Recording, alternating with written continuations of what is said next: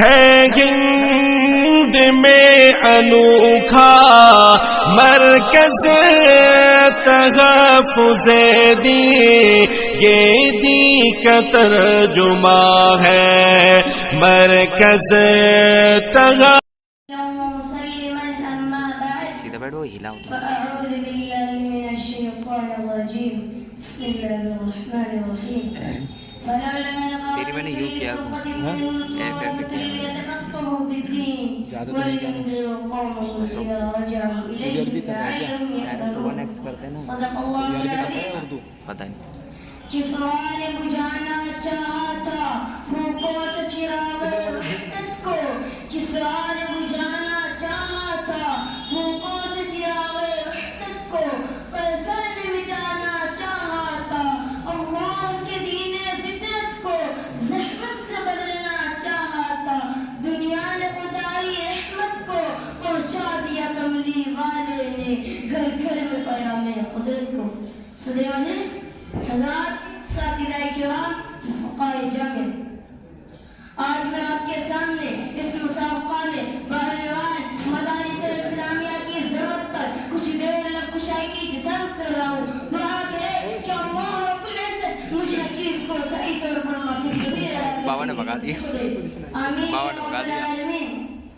حضرات سامعین کرام، لفظ مدارس مدرستن کی جمع ہے، مدرسہ کے معنی ہے پڑھنے کی جگہ، علم حاصل کرنے کی جگہ، اخلاق و کردار بنانے کی جگہ، تہذیب و تمدن سیکھنے کی جگہ، معرفت خداوندی حاصل کرنے کی جگہ، اعلی کلمت اللہ کا طریقہ حاصل کرنے کی جگہ، انسان کو انسانیت سکھانے کی جگہ، نور نبوت حاصل کرنے کی جگہ، انبیاء کے وارث بننے کی جگہ، ظاہر و باطن سنوارنے کی جگہ، سعادت دارین کو حاصل کرنے کی جگہ۔ سامعین متن کی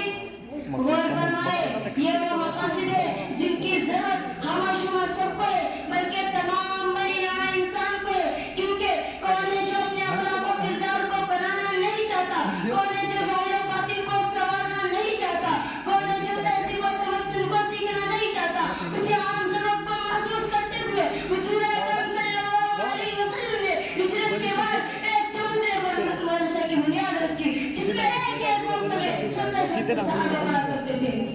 ابو ہریرہ رضی اللہ عنہ جیسے محدث اسی مدرسہ سے پڑھے ہیں، جنہیں 5374 حدیثوں پر راوی ہونے کا شرف حاصل ہے، اسی مدرسہ سے پڑھے ہونے والے علماء کرام، حضرات صحابہ کرام مکہ، مدینہ، کوفہ، بصرہ، عراق، شام، دیگر اطراف ممالک میں پھیل گئے اور ہر مدارس کھل گئے۔ پھر بعد کے لوگوں نے انہیں ذات کے شاگردوں نے اس ضرورت کو پورا کرنے کے لیے تعلیم کا سلسلہ مدارس کی شکل میں جاری رکھا، جس کے نتیجے میں آج ہم تک قرآن، حدیث، تفسیر، عقائد اور دیگر علوم و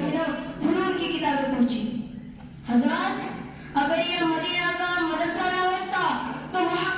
اگر یہ مدینہ کا مدرسہ نہ ہوتا تو ابو ہریرہ جیسے محدث پیدا نہ ہوتے، اگر یہ بصرہ کا مدرسہ نہ ہوتا تو علقمہ جیسے بحر العلوم پیدا نہ ہوتے، اگر یہ کوفہ کا مدرسہ نہ ہوتا تو محمد ابن سیرین جیسے خواب کے محقق پیدا نہ ہوتے، اگر مدرسہ ہی نہ ہوتا تو امام بخاری جیسے حافظ حدیث نہ ملتے، اگر مدرسہ ہی نہ ہوتا تو امام ابو حنیفہ جیسے فقیہ نہ ملتے۔ اسلام کی فطرت میں قدرت نے لچک دی ہے، جتنا ہی دباؤ گے اتنا ہی سوا ہوگا۔ سامعین اعظم، انہیں مدارس سے دین کی بقا اور انہیں مدارس سے فارغ ہونے والے علماء کرام سے اسلام کی حفاظت ہوتی آ رہی ہے۔ یہ مدارس دین کا قلعہ ہے، جسے انسان خلا کے اندر اپنی جان و مال محفوظ رکھ سکتا ہے، اسی طرح ان مدارس کے ذریعے مسلمان